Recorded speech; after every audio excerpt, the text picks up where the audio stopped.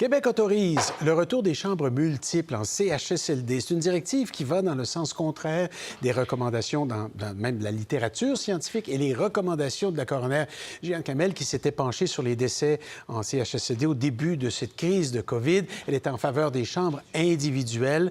Nous allons en parler avec le docteur Annick Duprat, qui est gériatre à l'hôpital Pierre-Le-Gardeur. Bonjour. Bon matin. Alors, vous travaillez dans ce secteur-là. Vous voyez certains de nos aînés qui vivent dans ces résidences-là. Quand vous avez entendu ou quand vous apprenez qu'on dit oui, allez-y, 3 ou 4 par résidence quand c'est possible, vous avez réagi comment? Bien, c'est certain que ce n'est pas une nouvelle qu'on veut entendre, mais j'aimerais ça présenter une perspective différente du problème, là. Actuellement, là, le milieu de soins aigus, c'est un milieu encore moins sécuritaire pour les personnes âgées en attente d'hébergement. D'abord, au niveau de la prévention des infections, là, c'est pas mal compétitif, c'est pas mieux à l'hôpital. Oui. Et ils ont aussi des chambres multiples actuellement.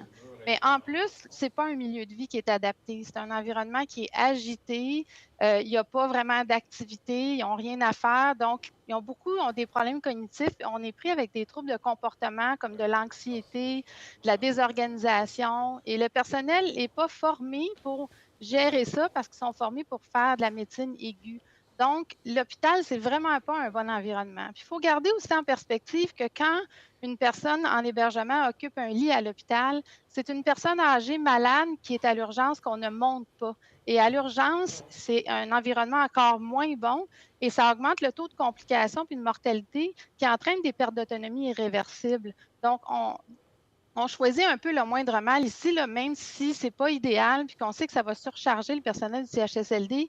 Mais l'hôpital, c'est un environnement encore moins sécuritaire pour ces personnes âgées-là. Donc, je pense que c'est une décision qui est dommage, mais il faut travailler avec les ressources qu'on a, puis il faut être capable d'offrir des soins sécuritaires pour les personnes âgées qui sont à l'urgence aussi, là. Bon, bien, je vais aller dans le même sens que vous dans ce cas-là. Si vous nous dites un point de vue modéré, c'est tout à fait dans les choix qui s'offrent à nous. Si on va en CHSLD, il va falloir que ça change, même si on les met à 2, à 3 ou à 4 par chambre.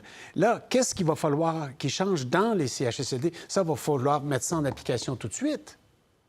Bien, je pense que le défi, ça va être la charge au niveau du personnel. C'est certain que c'est un environnement plus calme et plus contrôlé, donc ça va permettre une meilleure mise en place des plans d'intervention pour les personnes qui ont des troubles de comportement, puis on va utiliser moins de médicaments pour compenser. Donc, je pense que ce que le gouvernement va devoir faire, c'est d'augmenter certaines ressources pour pas que tout repose sur les préposés et les infirmières. On parle des techniciennes en éducation spécialisée, en particulier des gens qui font de la zoothérapie, de la musicothérapie, toutes des professions qui sont accessibles, disponibles. Ça peut être aussi les clowns thérapeutiques pour occuper ces personnes âgées-là, pour permettre une intégration plus facile, puis aussi pas se ramasser avec justement plus de personnes âgées qui n'ont rien à faire, là. Mais je vous répète qu'à l'hôpital, ils n'ont aucune dignité. Rarement, ils sont habillés en plus de ça parce que c'est beaucoup plus compliqué de gérer ça. Donc, ils sont en jaquette. Fait que c'est pas une décision facile, mais moi, je vous dirais honnêtement, là, si j'avais un parent qui est en attente d'hébergement, là, je préférais qu'il ne soit pas à l'hôpital. Est-ce qu'on a les ressources? Au moment où on se parle, là, est-ce qu'on a les ressources pour parler de zoothérapie, de toutes ces fonctions essentielles dans les CHSLD? Est-ce qu'on a la main-d'œuvre pour le faire, ce travail-là, dans les CHSLD, dans le moment?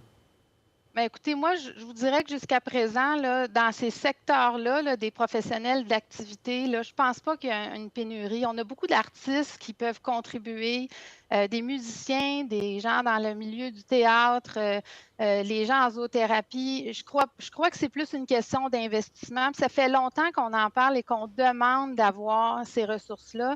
Et c'est donné avec parcimonie. Je ne dis pas qu'il n'y en a pas, mais c'est trop peu fréquent dans la vie quotidienne du patient par rapport à ce qu'il aurait besoin pour l'occuper, puis qu'il y ait une vie plus, je dirais, agréable et en fait une vie plus digne. Oui.